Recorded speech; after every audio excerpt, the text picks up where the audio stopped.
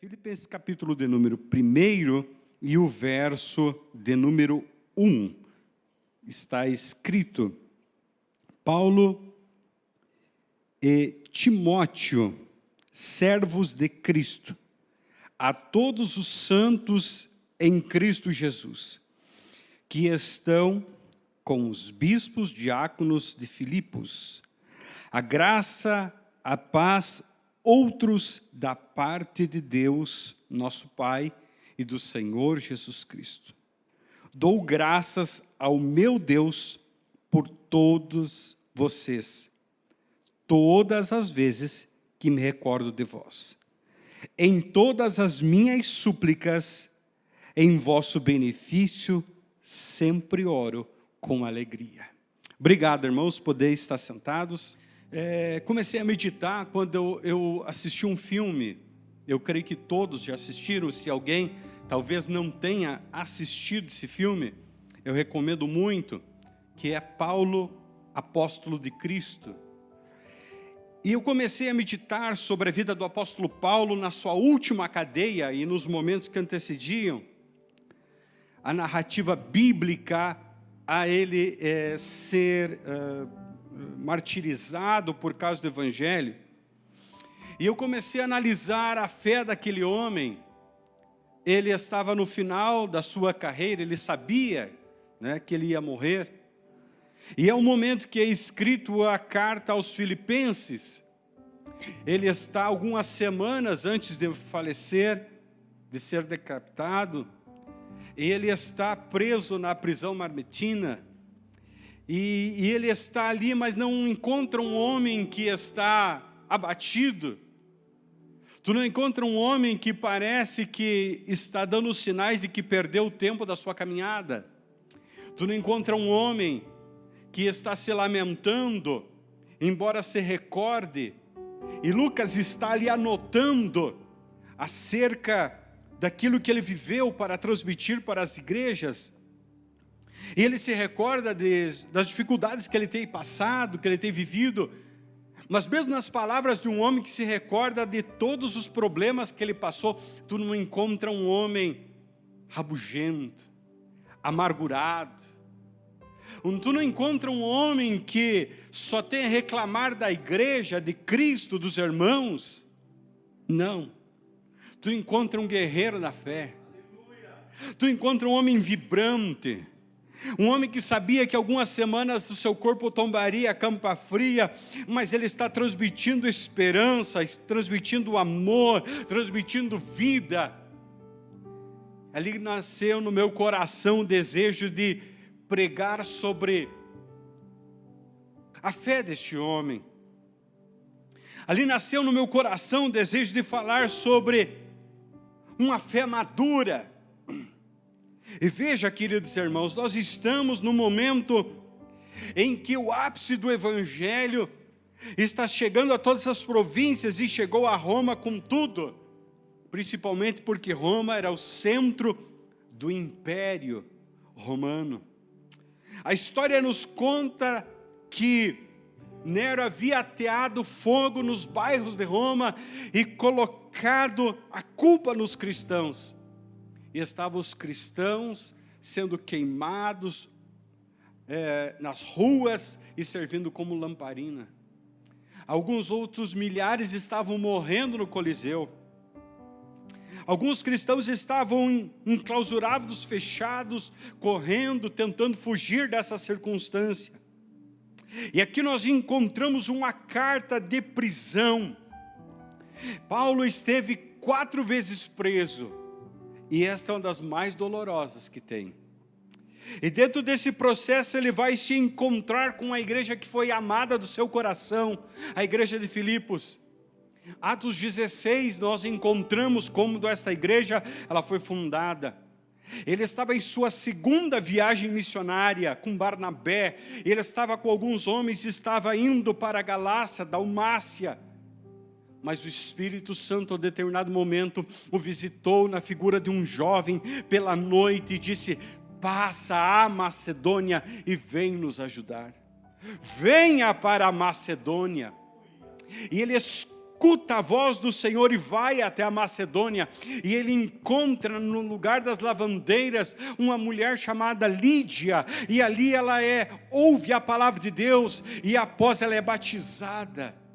Ela abre as portas da sua casa para ali estar sendo ministrada a palavra de Deus. E ali nós encontramos uma libertação daquela cidade de espíritos de adivinhação. Nós encontramos a libertação daquela cidade da idolatria e ao mover de Deus a tal ponto que aqueles homens param presos. E uma das maiores mensagens é escutada no silêncio, aleluia, de uma cela, quando um homem olha para dentro daquela cela e espera se matar porque o cárcere está aberto, e se ouve o sussurro de um Paulo, dizendo: não te faças nada, porque estamos todos aqui, 53 depois de Cristo. E aquele homem expressa: o que eu preciso fazer para mim me salvar? E Paulo olha para ele e diz: crê em Jesus Cristo e será salvo tu e toda a tua casa. Uma fé madura, porque talvez aquele momento de talvez milagre, batalha, dificuldade, na vida de um homem poderia ser um recado: saia porque o cárcere está aberto. Eu abri as cadeias e você pode ir, mas você pode encontrar uma fé que é elevada, crescida, que começa a vigiar antes de mais nada, e olha para o cárcere aberto e não percebe ali a oportunidade de escapar e nem de deixar ninguém escapar, mas ele percebe a oportunidade de entender o que Deus quer fazer. E sabe, irmãos, essa é uma grande reflexão, porque às vezes Deus opera milagres que não são para nós. Deus opera às vezes milagres que eles não são para a nossa casa, nem para a nossa família, é para alguém, para a família de alguém. Não é nada com nós, mas ali demonstrou um agir de Deus, e nasceu uma igreja madura, com a fé viva. Aleluia. E veja, nesta noite eu quero pregar então com os irmãos a respeito da ideia de uma fé madura. Como que é a ideia de uma fé madura? O pastor está louco. Me diga, como é que vai pregar sobre uma fé madura? De onde tirou isso?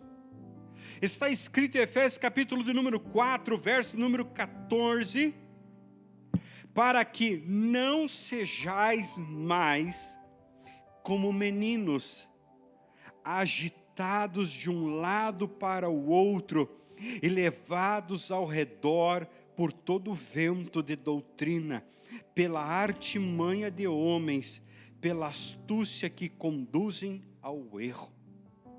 Paulo está comunicando a uma igreja que tem fé, mas não é madura. Uma igreja que precisava crescer, precisava desenvolver, precisava multiplicar em muitas coisas. Ela tinha qualidades, mas ela não tinha uma fé madura ainda.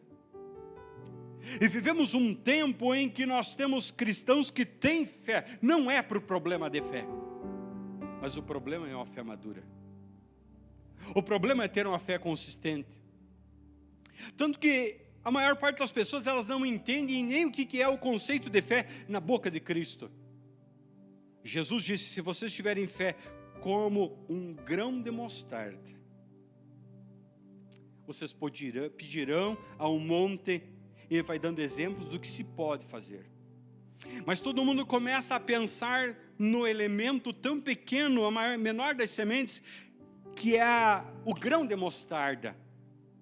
Mas ele não consegue às vezes imaginar e dimensionar como um pequeno grão de mostarda ele consegue multiplicar em outras árvores em inúmeros frutos. Porque a fé, se ela não é multiplicada, não tem efeito nenhum. A fé, se ela não tem movimento, ela não tem efeito nenhum. Dias atrás, eu ouvi algo que me impactou meu coração. Eu estava escutando uma meditação da palavra de Deus, E eu ouvi um pastor ministrando a respeito do agir de Deus, da vida cristã. E é a mensagem que eu mais escuto. Algum tempo atrás eu escutava mais sobre avivamento. Hoje eu já não escuto mais tanto. Passa o tempo, a gente começa a mudar os nossos hábitos.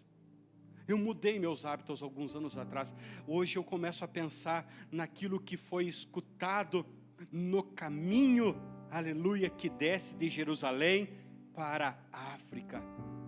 Quando alguém olhou para um moço em cima de um carro e disse: entendes tu aquilo que tu lê?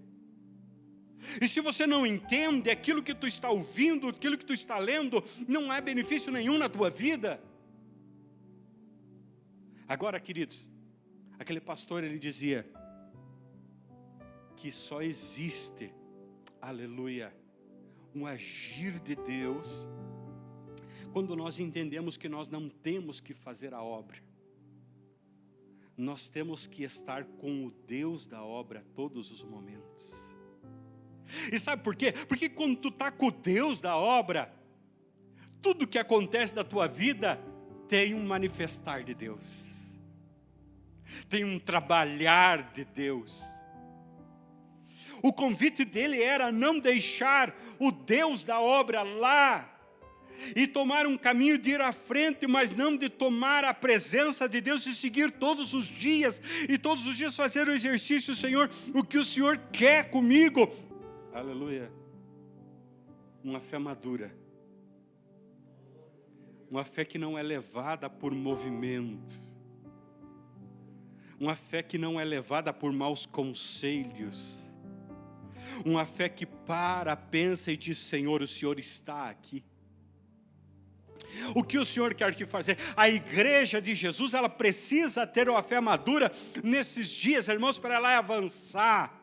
Ela precisa ter uma fé madura para ela ser mais exponencial. E veja, queridos, eu quero meditar aqui alguns minutinhos, sendo rápido, sobre esse conceito. Olha o verso de número 3. Dou graças ao meu Deus por todas as vezes que me recordo de vós. Ele vai nos 3 versículos agradecendo por eles. E depois ele vai orar por eles nos outros próximos versículos. Pastor, eu não entendi. O que o senhor está querendo falar? Observe. Ele está dizendo: eu agradeço cada vez que eu vou orar. Eu não tenho que pedir que Deus haja na vida de vocês. Eu estou confortável simplesmente para chegar diante de Deus. Obrigado pelos meus filhos da fé que o Senhor deu. Senhor, eu não tenho que chegar diante de Deus e estar pedindo: Senhor, mude o coração deles, mude a vida deles, haja na vida deles. Eu não tenho que chegar fazendo isso, não. Eu tenho que chegar e somente agradecer. Verso 4. Em todas as minhas súplicas, em vosso benefício, sempre eu oro com alegria. Está escrito na palavra de Deus, aos Hebreus do capítulo de número 13, verso de número 17, obedecei aos vossos pastores e sujeitai-vos a ele, porque velam pelas vossas vidas, pelas vossas almas, como aqueles que hão de dar conta delas. E olha o que diz a palavra de Deus: não é útil para você se o coração dele gemer. Uma fé madura é uma fé que não deixa o coração do pastor gemer. É uma fé que ela tem uma consistência de chegar diante da Santa Ceia e cumprir o texto. E o próprio Paulo diz: examine-se, pois, o homem a si mesmo. Eu não examino a vida do fulano, a vida do ciclano, a vida do beltrano, a vida do mengano. Eu não examino a vida de ninguém. Eu olho para a minha vida e digo: Senhor, o que é que tem aqui dentro? Uma fé madura é uma fé que olha para dentro do seu coração E ela não traz peso para o coração do pastor, porque o coração do pastor tem que se preocupar com tantas outras coisas. Então ele diz, o pastor vai se preocupar com a ovelha doente, porque houve votação. É o que está escrito na palavra de Deus. E eu não tenho que ser mais justo do que a palavra de Deus. Agora, se está escrito na palavra de Deus, eu tenho que cumprir a palavra de Deus, porque senão eu vou ter que dar conta no último dia.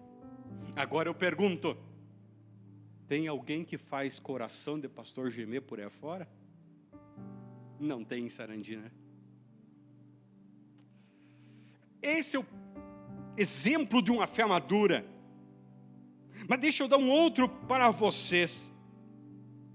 Carta de Paulo aos Coríntios, no capítulo de número 1, você vai encontrar uma igreja que está acima da média. Uma igreja que é extremamente elevada. E Paulo chega com a mesma palavra ao coração deles. Sempre dou graças a Deus por vós, pela graça de Deus que em vós foi concedida, porque Ele, em Cristo Jesus, por tudo isto, vocês foram enriquecidos, vocês foram cheios, e toda a palavra de Deus de conhecimento está em vocês. Olha o verso 7. De maneira que não falta nenhum dom espiritual para vocês. Vocês têm todos os dons. Vocês têm os 9 dons espirituais. Vocês têm todos os 5, 6 dons, 7 ministeriais. Vocês falam os 4 tipos de falar em língua. Mas ela era uma igreja com extremas dificuldades. Uma igreja que fazia o coração do pastor gemer. Uma igreja que muitas vezes ela foi louvada, mas ela fazia o coração do pastor delas gemer, e gemer demais. Pastor, tu está falando uma loucura? Não estou falando loucura. Se você for comigo lá em 2 Coríntios, no capítulo de número 11, você vai começar a observar que essa igreja tinha dificuldades. Aleluia. E essa dificuldade era uma dificuldade, capítulo 11, o verso 13. Porque será porque vos tenho dedicado amor fraternal. Ora, Deus sabe que eu vos amo. O que eu faço e seguirei fazendo tem o objetivo de não dar oportunidade aos que procuram ocasião de serem considerados iguais a nós nas obras de que se orgulham. Portanto, tais homens são falsos apóstolos. Essa igreja que tinha tanto ensino,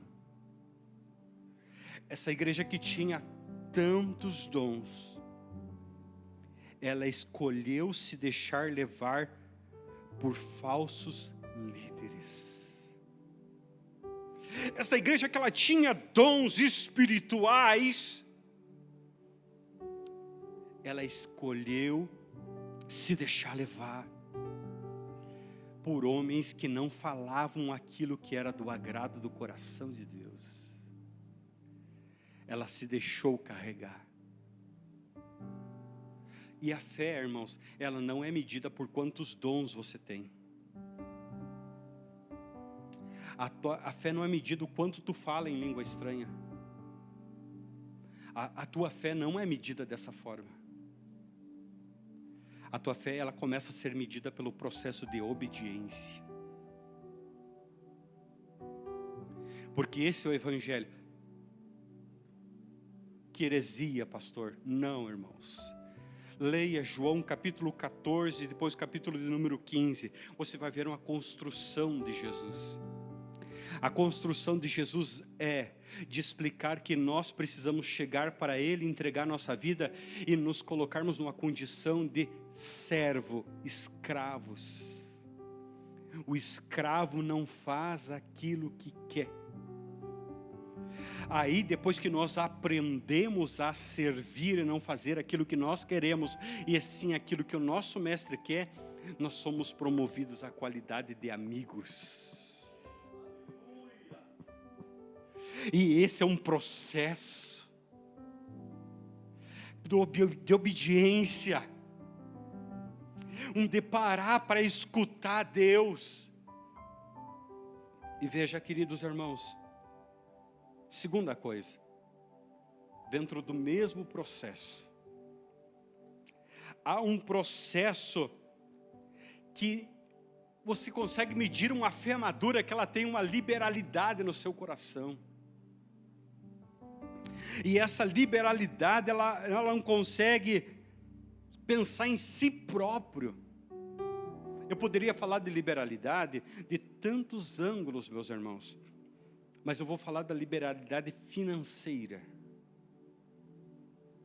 Veja, se você voltar a uns textos atrás, no capítulo 9, 7 e 8, Paulo está explicando para eles acerca de ofertar e como você ser abençoado para ofertar. Aí Paulo começa a explicar, cada um contribua segundo o propósito do seu coração. Não faça isso com tristeza ou porque tu tem necessidade, faça isso liberalmente. Então, esqueça aquela história que você vai dar o dízimo por causa de devorador não entrar na tua casa.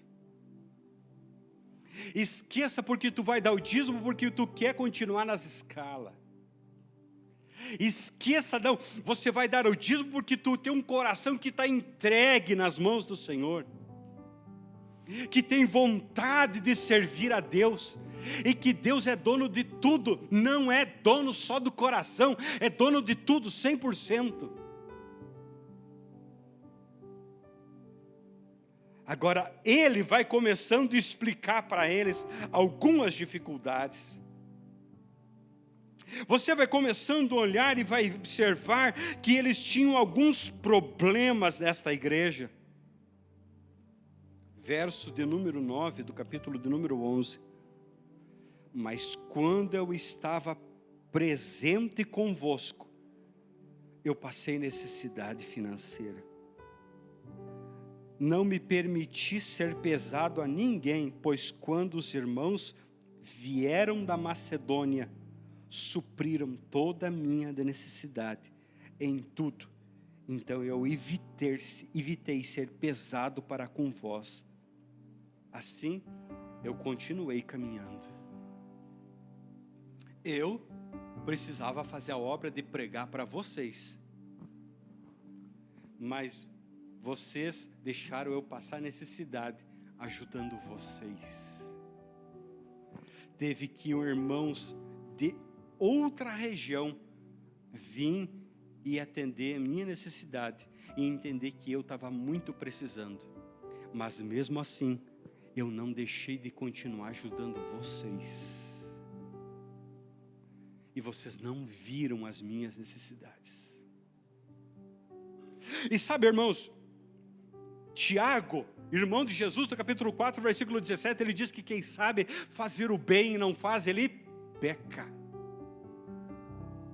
E o maior pecado é contra a tua fé. O mundo espiritual te está dizendo que você não tem convicção naquilo que você crê. Tu não acredita que Deus é poderoso para abundar suficientemente em suprir todas as tuas necessidades. Tu não acredita que Deus é poderoso para dar aquilo que tu precisa para a tua família. Quando eu não sou liberal, eu estou denunciando que a minha fé, ela não é madura. Ela precisa amadurecer. Porque quando ela amadurece, eu contribuo por nada, é pela convicção do meu coração. É pela presença de Deus no meu coração. é pela graça de Deus no meu coração. Eu tenho um testemunho para dar, e esse testemunho eu materializo em tudo aquilo que eu faço. Uma fé madura. Aleluia. Venha comigo lá em Filipenses, no capítulo 1, e no verso de número 7. Está escrito: nele temos a redenção. Aliás, perdão. Estava em Efésios. Filipenses capítulo 7, capítulo 1, verso de número 7. Filipenses capítulo 1, verso 7. Ora, é justo que eu me sinta assim a respeito de todos vós, pois estáis em meu coração, já que todos sois participantes comigo da graça, tanto nas correntes que me prendem, quanto na defesa e na confirmação do Evangelho. Deixa eu te dizer uma outra qualidade de uma fé que ela quer ser madura. Uma fé que quer ser madura é uma fé que quer estar participando da graça do Senhor e da graça dos servos do Senhor, e em todos os momentos. Paulo olha para ele e diz: vocês estão na graça que foi colocada na minha vida. E qual que era a maior graça que ele estava vivendo nesse momento? Era a perseguição por causa do amor e por causa de Cristo. E as pessoas acham que graça é só quando tem comida na panela. As pessoas acham que quando é graça, quando só tem saúde dentro da casa.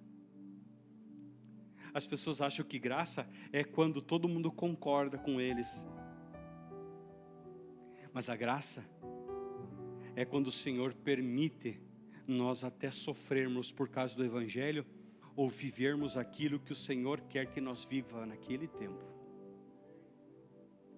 Essa é a graça que Paulo olha para eles: eu estou tão feliz porque vocês estão participando nesta graça.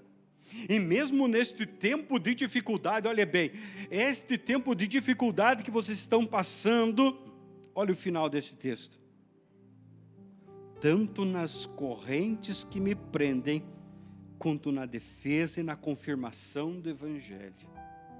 Vocês estão fazendo defesa para o Evangelho. Vocês estão pregando o Evangelho como ele é. Não importa o tempo que nós estamos vivendo. Não importa o tempo de perseguição. Vocês estão pregando o Evangelho como ele é. Poderia ele dizer: não, o tempo que estamos passando de perseguição, então vocês estão parando de pregar esse Evangelho aí. Não, mas Paulo está dizendo: vocês não estão se importando de vir para a cadeia comigo, ou de ir para o Coliseu, porque vocês estão defendendo o Evangelho como ele é. Agora, nesse momento. E esse é um grande problema, porque as pessoas querem defender o Evangelho como ele está no momento. Nós não fomos chamados para defender o Evangelho como está, irmãos. Nós fomos chamados para defender o Evangelho como ele é. E aquilo que era, é aquilo que é, e aquilo que sempre será, e não vai mudar. Vejou, machuri, amanda, lá.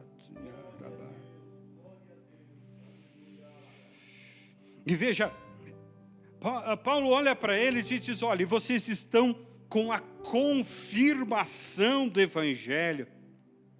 Vocês estão experimentando essa defesa de fé a tal ponto que vocês estão se fortalecendo e não se entristecendo, e vocês estão pregando, e isso está animando vocês apesar de um tempo de confronto. Então são duas coisas diferentes.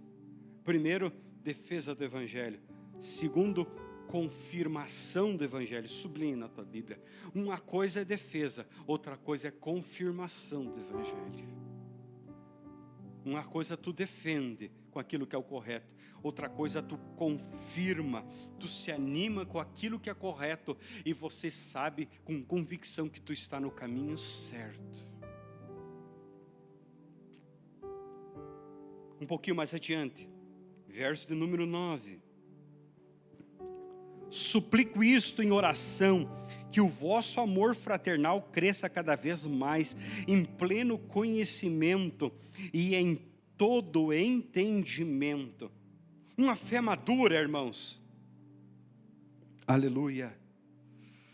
É uma fé que ela vai desenvolvendo o entendimento, ela tem uma capacidade dela aplicar esse conhecimento, ele tem uma capacidade de colocar clareado aquilo que ela recebeu.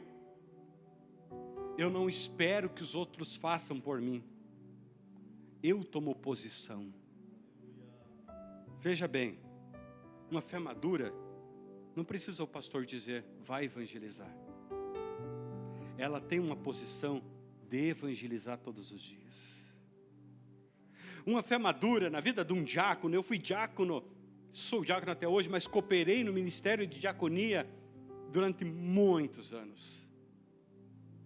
E era um prazer para mim, às vezes nos cultos maiores, eu pedi para alguém segurar a porta, eu pegar um paninho e ir lá e limpar todo o banheiro. O culto, uma maravilha, seguindo lá, e eu limpando o banheiro. Ninguém me mandava. Eu era diácono. Eu estava ali para servir o povo. Estava ali para fazer aquilo que o Senhor me chamou. Esse é o princípio. O princípio que você consegue ter entendimento. O princípio que tu consegue colocar em prática. Mas ele consegue colocar em prática uma coisa mais dura, que eu já vou falar daqui a pouco, eu já estou quase encerrando. Verso de número 10. A fim de que possais discernir o que é melhor, para que vos torneis puros, irrepreensíveis até o dia de Cristo. 11. Plenos do fruto de justiça, fruto este que vem por meio de Jesus Cristo, para a glória e louvor a Deus. Existe o processo do discernimento. E dentro do processo de discernimento, Paulo está orando por duas coisas. Primeira é discernimento com aprovar as coisas excelentes. Segundo, discernimento, ser sincero naquilo que é excelente. E o terceiro discernimento, na verdade são três, inculpáveis. Veja, irmãos, aprovar as coisas excelentes envolve um senso de maturidade, de você examinar. E eu falei no início dessa ministração, quando você entende aquilo que é um milagre, e é um milagre para você ou é um milagre para outro. Esse é o princípio de você entender aquilo que é excelente. É excelente essa aprovação que tu está passando, então glória a Deus. É excelente aquilo que aconteceu, então louvado seja Deus. Não é, Senhor, revela que eu não estou entendendo, mas glória a Deus de certa forma. Esse é o princípio. Ser sincero com isso, e ser sincero até o dia de Cristo, o dia da vinda. E ser sincero é você estar sincera, sem nada no teu coração. Eu sempre gosto de usar uma frase: Deus não rejeita um coração que é sincero. Dentro do discipulado a gente explica por que algumas coisas são objeto da oração não ser respondida. E uma delas é que você não é sincero diante de Deus. E inculpáveis, porque o diabo tem que chegar ao ponto de dizer, eu não tenho como colocar culpa. Quando o diabo foi falar, o inimigo Satanás foi falar acerca de Jó, ele disse, daquela forma porque ele tem tudo. Mas Satanás não conseguiu colocar nenhuma culpa em Jó. Ele conseguiu sugerir dificuldades. Mas ele colocar carga sobre Jó, E no original, a expressão, eu não lembro a palavra grega, mas é colocar em prensa. Coloque numa prensa. E Paulo está orando, Senhor, coloca eles numa prensa até o dia do nosso Senhor. Coloque eles em prova, que eles não tenham culpa até o dia do arrebatamento. E uma fé madura consegue entender isso, discernir isso, viver com isso, não se perturba com isso, não tem problema com isso. Ela aceita aquilo que Deus está agindo na vida dela. Porque quando a gente não aceita, a gente começa a achar culpado das nossas dores. Culpado é o pastor, é o líder do louvor, é o encarregado, é o obreiro. Aquele é culpado. Não, culpado é aquele. Mas se nós somos chamados para viver num tempo de inculpáveis, nós vamos ter que todo dia procurar melhorar a nossa vida. E eu estou encerrando aqui, meus irmãos. Eu estou olhando para a palavra de Deus de uma forma, a gente fazer uma leitura exegética. E eu sei que às vezes isso não é tão acostumado que nós estamos, mas a gente precisa. Então olha para a palavra de Deus, verso número 9, e eu já estou encerrando aqui, volta um pouquinho. Suplico isto em oração, que o vosso amor fraternal cresça cada vez mais em pleno conhecimento e em todo entendimento. Ele está terminando quase todos esses textos com palavras compostas no final, com um duplo sentido. E uma maturidade de fé, irmãos, uma fé madura, a ideia de uma fé madura, é uma fé que ela consegue ter discernimento e tomar decisão difícil. Se você olhar no capítulo 3 de Filipenses, e o verso de número 17 e 19, ele vai orar por essa igreja, ele vai dizer, ó Filipenses, eu estou com medo de perder vocês. Eu estou preocupado com vocês. E por que esta igreja estava com dificuldade? Qual era o problema desta igreja? O perigo era o mundanismo que estava entrando dentro desta igreja por alguns. E Paulo vai começar a explicar para eles, eu creio que vocês têm maturidade para vocês tomar decisões. E ele diz, esses tais que estão no meio de vocês são inimigos da cruz. Cortem eles fora. Mas Paulo daqui a pouco começa a agradecer a Deus por eles, porque eles tinham esse senso de discernimento, de cortar aquilo que Deus não se agradava. Mesmo que aquilo ia doer lá dentro do seio da igreja. Se você olhar em Apocalipse e correr, tinha uma igreja que era perfeita. Mas a palavra de Deus chega e diz, tenho contra ti que tu toleras. E esse é o princípio, irmãos, de uma fé madura. Ela tem amor. E porque ela tem amor, ela não tolera o pecado. Ela não é contra o pecador. Ela não quer matar vidas, ela não quer matar ninguém, mas ela não aceita o que é pecado, porque o pecado atrapalha a presença de Deus. E isso aí não é engano, isso é sinal de vida. Aleluia. Se coloca em pé, por gentileza. E aqui eu estou encerrando. Aleluia. Paulo chama esses tais de inimigos da cruz. Mas veja, eles cortaram do meio deles. Mas a coisa mais excelente de uma fé madura, e Paulo vai testemunhar acerca deles, está no verso de número 11. Plenos de fruto de justiça, Fruto estes que vêm por meio de Jesus Cristo. E eles são para louvor de Deus. Uma fé madura é uma fé no coração de uma pessoa que está entusiasmada para produzir,